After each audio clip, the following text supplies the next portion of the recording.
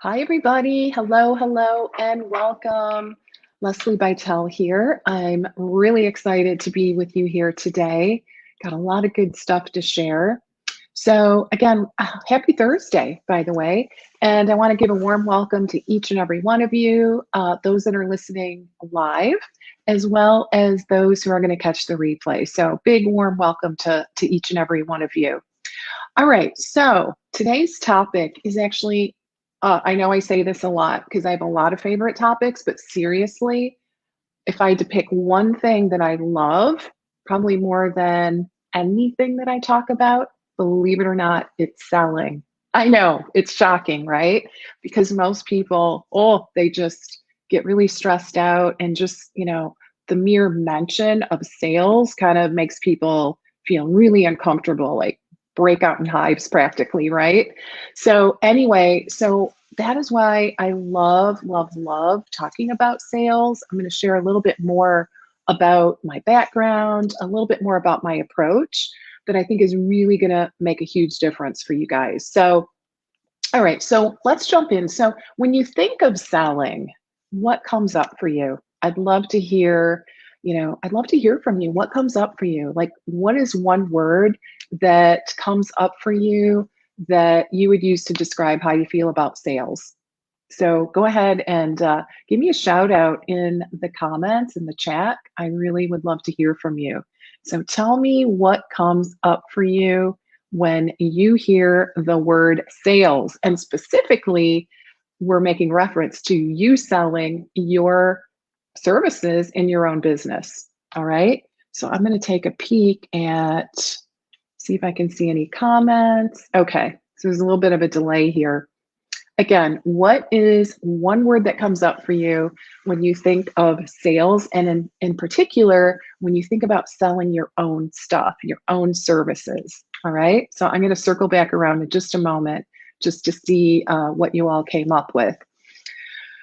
So, if you are like most health professionals, the very idea of sales, again, it just tends to conjure up all kinds of uncomfortable, yucky kind of feelings. And it's just not at all our favorite thing. Like, we just wish, oh my gosh, if only I could just work with my clients and not have to market or sell, everything would be fine. And I want you to know it is not your fault, literally not your fault. I mean, how many of us have had sales training as a part of our coach training, our clinical training? I would venture to say nobody, big zero, right? We're really, really well trained at our craft, at what we do, right? But when it comes to having these really authentic, really powerful consultations, enrollment calls. We have all different kinds of names for these calls, right? Like clarity calls, discovery calls, breakthrough calls. Like there's a whole bunch of different things we call this conversation.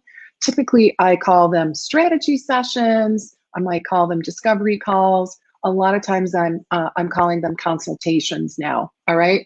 Basically, it's all the same. It's that initial conversation that we have with a potential client who is interested in working with us, right?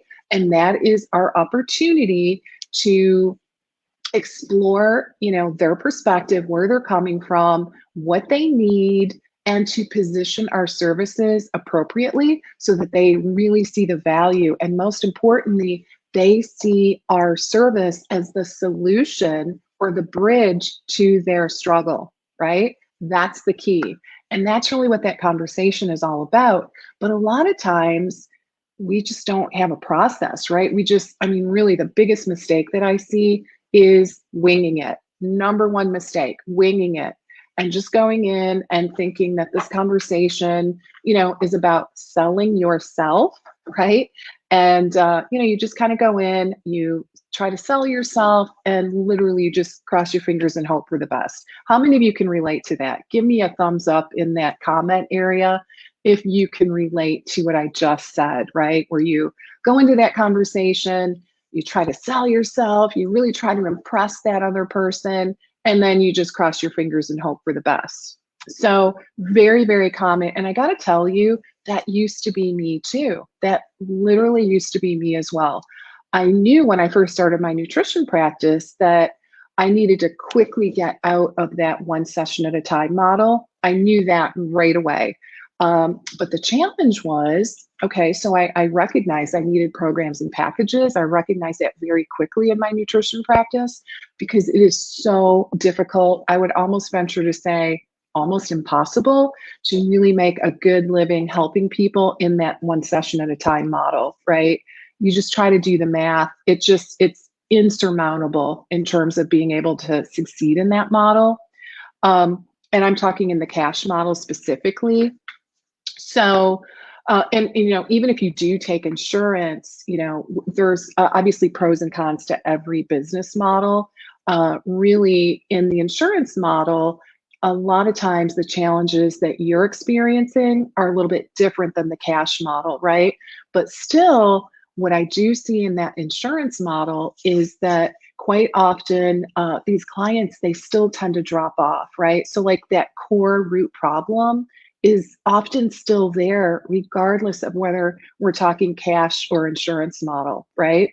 So give me a yes if you agree with that, if you understand and agree with that perspective. So anyway, this used to be me too.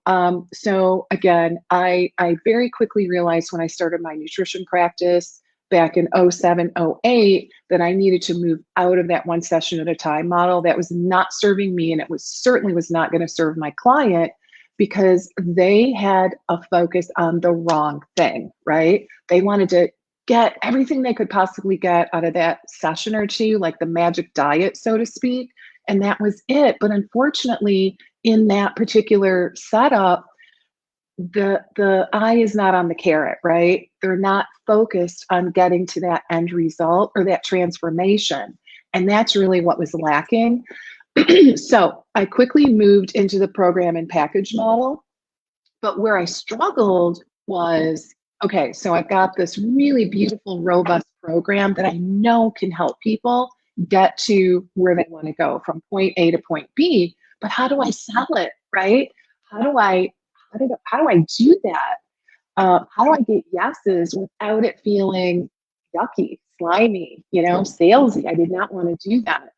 So the thing that I realized a lot of things, but even though I had 13 years under my belt of corporate sales and corporate marketing, I still found it challenging when I had my own nutrition practice. And we're going to talk a little bit about that and, you know, basically my approach in just a moment. But the thing I really want to point out here, this is really the rub. It's one thing to sell someone else's product or widget, so to speak, but it's a whole nother ball game when it comes to selling your own services to people that are often really struggling with their health. They're sick, and honestly, a lot of them are really accustomed to insurance covering pretty much everything, right? So, so today, what we're going to talk about, I'm going to be sharing two key consultative selling principles that I really think are going to help you to understand the difference between selling the features of your program, right? It's going to help you to get away from selling the features, and you'll discover what that's all about in just a few moments. And then I'm going to be sharing three of my favorite strategies that are going to really help set you up for success in those sales consultations, in that initial call with your clients. So that is what I have in store for you today. And today's the title of today is Stop Selling, Instead Create Value. And that's really what it's all about. At the end of the day, we want to be creating value regardless of whether or not that person says yes or no to our offer. We still want to create value. And quite frankly, we want to be instrumental in moving that person through that change process. And that's the beauty of what I'm going to teach you today. All right. So super excited about that. Hey, Carrie, great to see you. Welcome. Happy to see you. Good to see all of you guys. All right. So before we jump in, just real quick. So for those of you that don't know me, my name is Leslie Bytel, and I'm a business coach and mentor specifically for functional and integrative medicine practitioners, coaches, and health professionals. So, what I do is I help online private practice owners, again, in the integrative functional medicine space, to attract high quality clients so that you can make a great living doing the work that you love, really doing the work that you're meant to be doing on this earth. And I also help my clients to create multiple streams of income through online courses and products. So that's a little bit about me. If you'd like to learn more, you can go to lesliebytel.com and just check it out. And I've got lots of freebies on my website.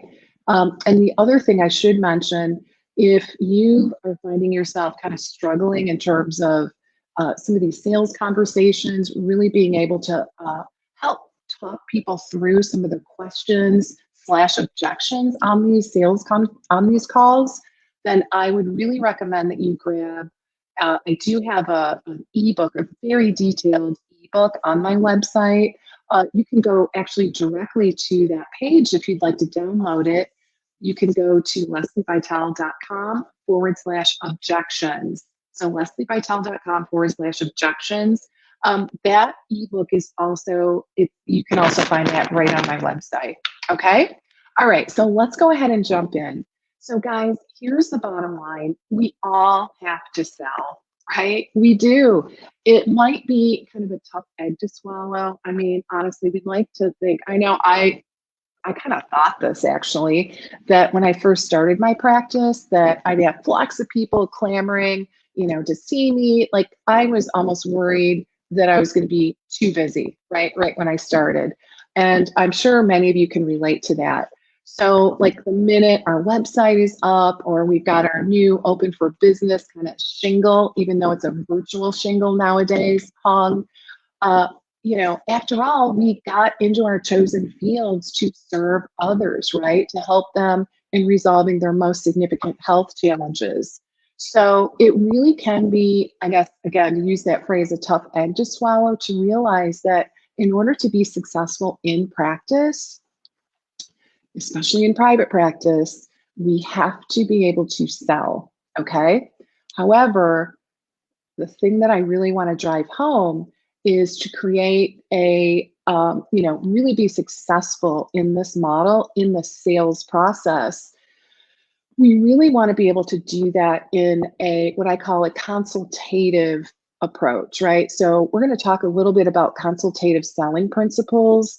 I learned this way, way back, like, oh my gosh, many, many, many years ago when I got my very first sales position. Okay, so these are absolutely timeless principles that really stand true today. All right, so what I'm going to do today, and this is really the approach I take with sales and teaching my clients and students how to be successful in sales, I really marry two different philosophies. Number one is consultative sales, right? And that is an approach that honestly, like many, many professional sales consults, or let me rephrase that, many professional sales consultants use this approach, right? So it is truly timeless. I like to marry that with really coaching psychology and behavior change. So that's my approach. It's really like a mix of those two categories, right? Coaching psychology and behavior change and consultative sales. So that's really what we're going to talk about today. So bottom line, guys, to create a successful, thriving practice, you've got to be able to book clients. And this usually requires that exploratory sales consultation or conversation. So deep breath, all right? It's very learnable, all right? It really is. So again, today is about stop selling, instead learn to create value. And so what I want to do really quick, I want to talk a little bit about, I've mentioned this a couple times, what is consultative selling? What are the main principles? What is it and how do we do it? So I'm going to share two of the main like overarching principles of this philosophy with you right now. So basically, the consultative approach is actually, it's a method, like I said, it's used by many, many sales professionals. And It's often referred to as let me rephrase it, solution-based selling, all right? So it's often called solution-based selling. So in other words, the salesperson focuses on selling the solution and not the product, right? We focus on selling a solution versus the product. So, and I'm going to expand upon that in just a moment. Um, but bottom line is we can apply this philosophy to pretty much anything in sales, right? And I would say, especially this type of conversation. So, again, we are really focused on finding the right solution to our prospective clients' problems instead of coming in the other angle, which is making it all about you, right? Okay. And that's what many of us do, right? That's like the big mistake that I see over and over is, we come at this from the standpoint of, oh, I just got to sell myself. I got to try to convince this person, how talented, and I got to share like all of my incredible, degrees, my alphabet soup after my name, all my certifications, and just, how awesome I am. Guys, it's not that. I just really want to be clear. It is not that. That stuff is important. It's important maybe this much, right? But that is not going to help a prospective client. It's not going to get them excited about working with you. So, what does get them excited is when we use consultative selling as an approach that focuses on creating value and trust with a potential prospect. And this is the key, we must explore their needs before offering a solution, right? So a salesperson's first objective then in this relationship, and guys, I want to really emphasize we are building relationships here, right? That is first and foremost building trust and building a relationship. All right. So honestly, if you look at it that way, it really removes that kind of that slicky slacky, that the negative connotations from the idea of sales, right? Because it's really based on helping another person find a solution to the things that they're struggling with, right? Their most urgent challenges. Obviously, in our case, collectively, we're generally talking about health challenges. All right. So the first objective in building so the first objective is building a relationship. So I do want to be clear on that. And the second objective is finding the right product or the right fit for whatever it is that your prospective client needs. So, in other words, we have to first know, we got to know a little bit about our client. Like it really becomes about them. I think that's the most important takeaway here. It is really about your prospective client. We must dig in and again, develop that relationship, rapport, and trust by asking really awesome questions that get them thinking about, what their needs are, right? What are their biggest challenges? What are their biggest struggles? That sort of thing. And then once we know what their challenges are, once we know what their goals are, what are their aspirations? What's their vision? Like, what do they want? Then, only then, can we come in and offer our solution. So, guys, if you are offering your solution without going through the other stuff, you've got it backwards. And that is the reason why it's probably feeling yucky, okay? Because it's impossible to do this with authenticity unless you know the person's challenges. What are the problems? What are the urgent things that they're trying to solve? And what are the results and the transformations that they are seeking, right? So that is what we call creating the gap. And it's only when you've successfully been able to create the gap that you can come in with a solution to help get that client from point A to point B. All right, guys, that is consultative selling in a nutshell. And it's really exciting because it feels good. It feels good to you as the practitioner. And it feels really good for your prospective client because they feel heard and they feel really understood. And then when it comes time for the offer, like your invitation to step into your program, it's a natural segue. In fact, it would be weird if you didn't invite them to step in at that point. Okay. So that's why this is so cool. All right. So so let's keep going. There are really three core strategies that I really think are going to add value during these consultations. All right, so we talked a little bit about what consultative selling is, right? And we agreed that it's an approach that focuses on creating value and trust with a prospect and exploring their needs before you offer a solution. I mean, that's really the bottom line. Now what I'm going to do is just go a little bit deeper and share a few strategies that I really think will help you in this process in order to add that all-important value during the initial consultation.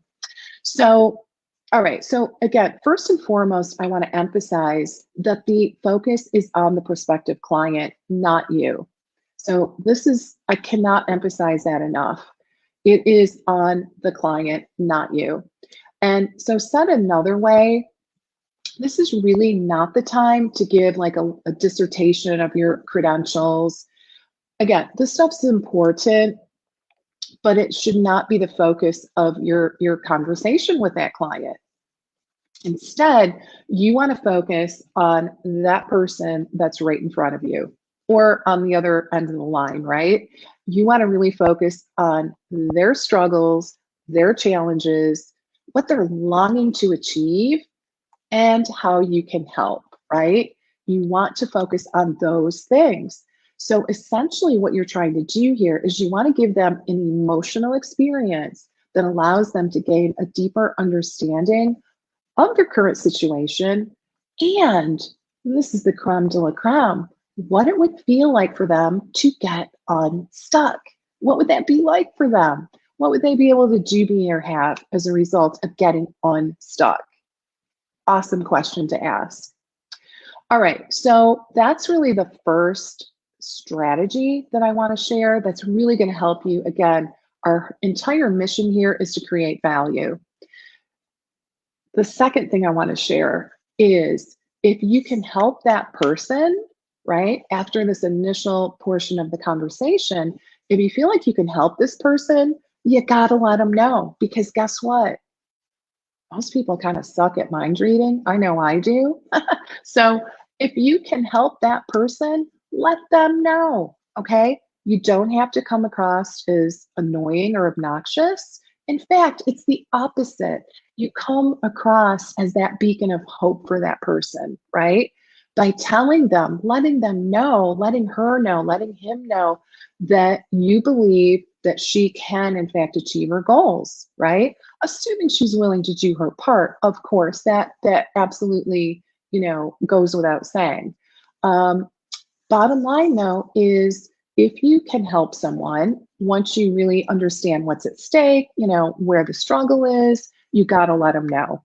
All right. Let them know if indeed you can help.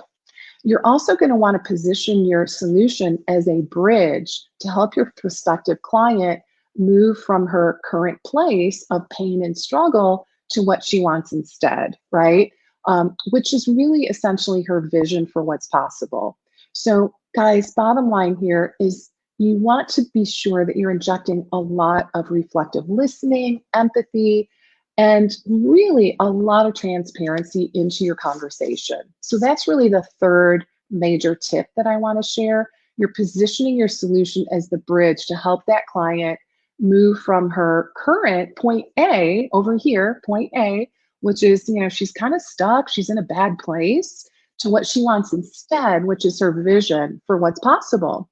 So that's really super important. So listen, the bottom line is this kind of sales is not about trying to convince someone that they need to buy something that they don't need or want. All right, that is not what we're doing here.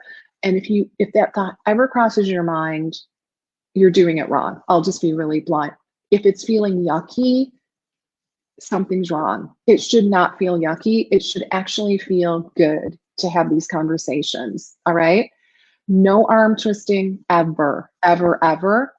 And instead, I want you to be focused on understanding that client's unique challenges and needs. And doing so is going to put you in a much better position to authentically describe how you can help them to move towards achieving their goals with your services. All right. So that's what I have for you today. I hope this was super, super helpful. Again, guys, if you would like to get my word for word script on how to handle it, just how to handle kind of some sticky situations like I can't afford it or I have to ask my spouse, like these are totally valid. I do not want to imply that, the question the validity of these concerns or questions ever, ever. But what I do want to teach you is how to really be an advocate for whatever's in that client's highest good by being able to coach them through these sometimes issues and essentially really recognize that quite often they're getting in their own way, right? And fear is stopping them in their tracks. So, guys, be sure to go to my website. I'm going to put it on the screen here. Here we go. LeslieBytel.com/objections. Grab your copy. It's a really detailed ebook where I give you word for word scripts on how to handle some really sticky questions and objections. And I think it's going to really help you to reposition how you approach these things that come up. And I really think it's going to, I come at it from the client perspective. It is really going to help you to help the client, right? And oftentimes help the client recognize their own fear that's sabotaging them and ultimately help them get out of their own way. All right. So I hope this was really helpful for you. Give me a comment, guys. If you're listening to the replay, I'd love to hear from you. Let me know what your big ahas were from this segment, and I'll look forward to seeing you next time. Bye for now.